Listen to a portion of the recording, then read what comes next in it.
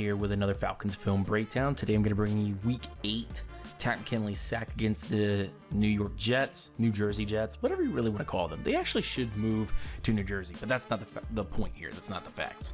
The point is that this sack video comes up with a little bit of a surprise, because every week, every year, every month that I see Takk McKinley continue to grow, continue to mature, continue to become a better pass rusher, gives me this hope that putting Takk and Vic together is just something special that's going to emerge soon, and we just need to see a full season with these two pass rushers together.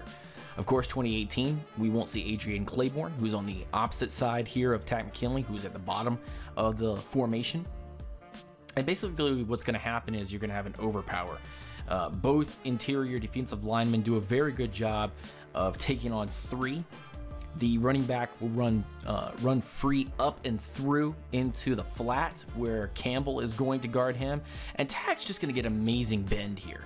He's going to get actually some of the best bend that I've seen from a rookie in a long time. Look at it one more time. Free to play this. Boom. Puts that shoulder up and underneath and extends out to the outside. So what's going to happen is that he's making the offensive linemen have to make one of two choices. Choice number one, square up in a positive manner. I don't mean this in a negative way, but square up and push out to make him arc, or follow and chase, which Takk at this point has the better speed. So that would be a bend, but then probably even hold him or flatten him, which would cause a penalty. Takk's speed here allows him, with that dipping motion that he uses on his right shoulder, it allows him to be able to get up and underneath this offensive lineman. Whoop! Right there, you're going to see it right underneath, and then he just flattens the QB back there, because there's great. Again, we're gonna look at another portion of this play. This is a breakdown. It's a film session. Right about here is where the quarterback is looking down the field, and look at the coverage here. Everyone is completely covered. You have good singles coverage out on the top of the screen. You have good coverage, safety coverage over the top here of this middle portion where Deion Jones is running. The running back is actually covered at this point by Devondre Campbell. It could be a reception if they don't get underneath. And then the deep on the right-hand side where Trufant is looking back on the play. Everything is covered up to this point. And Takk McKinley is able to use that pressure and the coverage downfield to his advantage. Let's look at it from another angle. Here's the other angle. Boom. So three guys commit to two. That leaves you with one-on-ones on the outside. Now, if this was Takk McKinley and Vic Beasley, you'd have two speed rushers coming around the edges. But you have a power rusher and a speed rusher at this particular point. So that's all you can ask for week 8 of Takk McKinley, at least at that time of the game.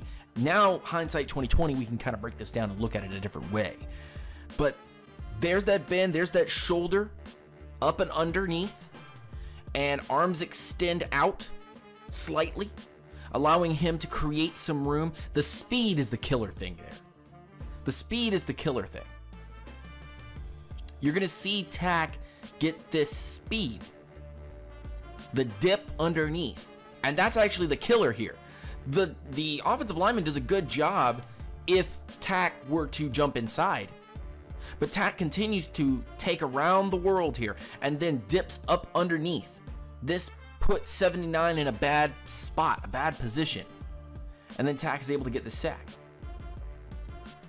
Look, guys, the Falcons defensive line, without Adrian Claiborne, without Dontari Poe, with the additions of Vic Beasley, and I call Vic Beasley an addition here because it's been a while since we've seen him play only defensive line, and the addition of Jack Crawford. And yes, I know he was brought to the team a little earlier, or a while ago, but he hasn't played a full season with Atlanta. With these additions, and it's a lot more speed, technically, with the guys that I'm talking about. With these speed guys on the defensive line, and adding Takk and Grady Jarrett, Dedrin Sanat, and a bunch of other contributors to this team, we actually have a better rotation now than we've had in a very, very long time.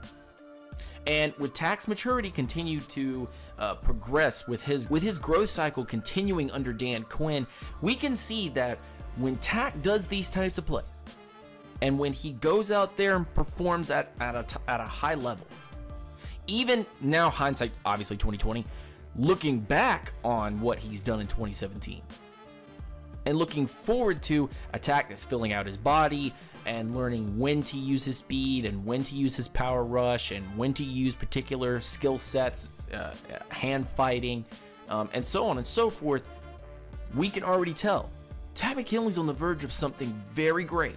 I don't know if it's going to come out this coming year, 2018, or if it's going to blossom in 2019, but it will be shown on the tape come the 2018 season. My name's Lieutenant Dan. You can find me on Twitter and on Instagram, UNGR_show. Please, if you like the video, hit the thumbs up button. If you don't like the video, thumbs down. Tell me what you think of this video in the comment section. Tell me what you think of Takk McKinley. What are you expecting out of Takk McKinley going forward in 2018 and beyond? Tell me what you think of the defensive line now that you've kind of seen some of the additions through the draft. Also, if you're new to the channel, please hit the sub button, hit the notification bell at the beginning of the page. And also, if you want to support us, hit us up on Patreon. We would love to have you be one of our Patreon supporters and be able to give you Patreon-only content that I'm working on. Again, my name's Lieutenant Dan. You listen to nothing but the facts and the truth, and I'll see you guys later.